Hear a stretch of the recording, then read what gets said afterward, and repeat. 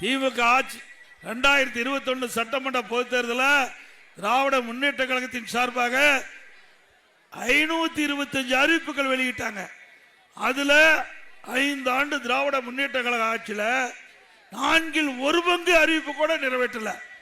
உதாரணத்துக்கு மாதந்தோறும் gas cylinder மானியம் 100 ரூபாய் கொடுத்தாங்களாமா? கொடுக்கல. பெட்ரோல் டீசல் குறைக்கிறாங்க, குறைச்சாங்களா? அதோட கல்வி கடன் ரத்து பண்ணாங்களா? 100 நாள் வேலை திட்டத்தை 150 நாளா உயர்த்துறாங்களா? அண்ணா திமுக ஆட்சிக்கு வந்தா இப்ப 125 நாளா மத்திய அரசு உயர்த்தி இருக்குது. அத 150 நாளாக 100 நாள் வேலை திட்டத்தை உயர்த்தப்படும். அதோட அண்ணா திமுக ஆட்சி மலர்ந்தவுடனே பல திட்டத்தை நிறைவேற்றுகிறோம். அண்ணா திமுக தேர்தல் அறிக்கை வெளியிடப்பட்டு விட்டது. 297 அறிவிப்புகள் வெளியிட்டிருக்கிறோம். அனைத்தும் நிறைவேற்றப்படும் என்ற மகிழ்ச்சியான செய்தியை இந்த தருணத்தில் சொல்லி, அண்ணா திமுக ஆட்சி அமைந்தவுடனே விலைவாசி உயர்வு, வரி சுமையால மக்கள் பாதிக்கப்பட்டிருக்கிறாங்க. அதிலிருந்து காப்பாற்ற வேண்டும் என்ற அடிப்படையில் அண்ணா திமுக ஆட்சி அமைந்தவுடனே எல்லா குடும்ப அட்டைதாரருக்கும் 10,000 ரூபாய் சிறப்பு உதவித்தொகை வழங்கப்படும். வங்கியில் எல்லா குடும்ப அட்டை இருக்கின்ற குடும்ப தலைவருடைய வங்கி கணக்கில் மாதந்தோறும் 2,000 ரூபாய் வழங்கும்.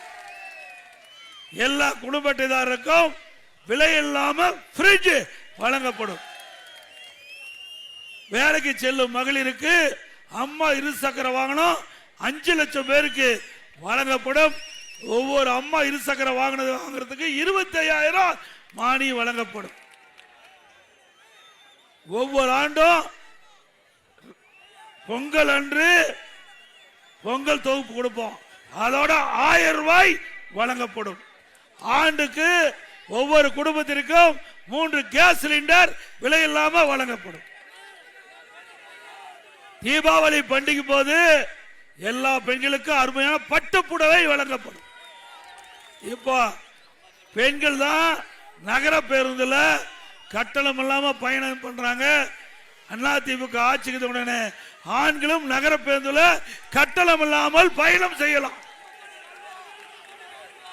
அதே போல 58 கால்வாய் நிறைவேற்றப்பட்டு விட்டது. நகர பகுதியில் கடை ஓரமாக வச்சிருக்கிற கடைக்காரர் சிறு வியாபாரிகள் அவள் வாங்கிய நம்முடைய கூட்டுறவு சங்கத்தில் வாங்கிய கடன் தள்ளுபடி, அதே போல மாற்றுத்திறனாளிகள் கூட்டுறவு சங்கத்தில் வாங்கிய கடன் தள்ளுபடி, நம்முடைய விவசாய பொருள் மக்கள் தொடக்க வேளாண் கூட்டுறவு சங்கத்தில் வாங்கிய பயிர்கடன் தள்ளுபடி, நம்முடைய ஆட்டோ ஓட்டுநர் சங்கத்தில் பதிவு செஞ்சிருந்தா அவர்களுக்கு புதிய ஆட்டோ வாங்க 75,000 மானியம். இப்ப குடும்ப அட்டைக்கு இன்றைக்கு ரேஷன் அரிசி வழங்குறாங்க. தரம் குறைவா இருக்குது. அண்ணா திமுக ஆட்சி அமைந்தவுடனே மளிகை கடையில் வாங்குற அதே அரிசி ரேஷன் கடையில் தரமாக வழங்கப்படும். அது எவ்வளவு செலவானாலும் அதை பற்றி அரசு கவலை இல்லை.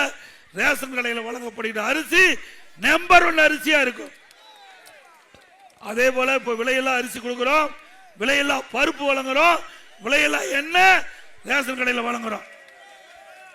அம்மா இல்லம் திட்டம் இன்றைக்கு ஏழையா இருக்கிறவங்க, ஜாதி மதம் கிடையாது, ஏழையா இருந்து சொந்தமா வீடு இல்லாம இருந்தா அண்ணா திமுக அரசு அமைஞ்ச உடனே அந்த ஏழைகளுக்கு அற்புதமான காங்கிரீட் வீடு கட்டி கொடுக்கப்படும்.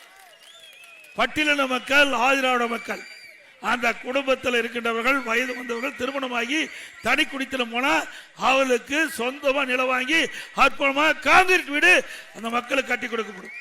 முதியோர்களுக்கு வழங்கப்படுகின்ற ஓய்வூதியம் 2,000 ரூபாயை உயர்த்தி வழங்கப்படும். அதோட படித்த பட்டதாரி இளைஞர்கள் வேலை வாய்ப்பில் பதிவு செஞ்சு வேலை கிடைக்காம இருக்கின்ற அந்த இளைஞர்களுக்கு மாதந்தோறும் 2,000 ரூபாய் உதவித்தொகை வழங்கப்படும். பிளஸ் 2 வரை படிச்சவர்களுக்கு 1000 ரூபாய் வழங்கப்படும். அதோட இஸ்லாமியர்கள், கிறிஸ்துவ மற்றும் ஏனைய சிறுபான்மை வகுப்பை சேர்ந்த மகளிர் சுய உதவி தொடங்குவதற்கு வட்டிலா கடன் வழங்கப்படும். ஏற்கனவே அம்மா மணிக்கிள்ளைக்கு திறந்தோம், அதை திமுக அரசு மூடிவிட்டது. மீண்டும் அண்ணா திமுக ஆட்சி வந்தவுடனே எங்கெல்லாம் அம்மா மினி கிளினிக் தொடங்கப்பட்டதோ அந்த இடத்தில் தொடர்ந்து அம்மா மினி கிளினிக் தொடரப்படும். அம்மா உணவகம் இந்த ஆட்சியில சரிவர கவனிக்கல, தரமான உணவு கிடைக்கல சொல்றாங்க. அண்ணா திமுக ஆட்சிக்கு வந்தா அம்மா உணவகம் தரமான சுவையான உணவு வழங்கப்படும். அம்மா உணவகம் முதலமைச்சருடைய நேரடி பார்வையில் இருக்கும்.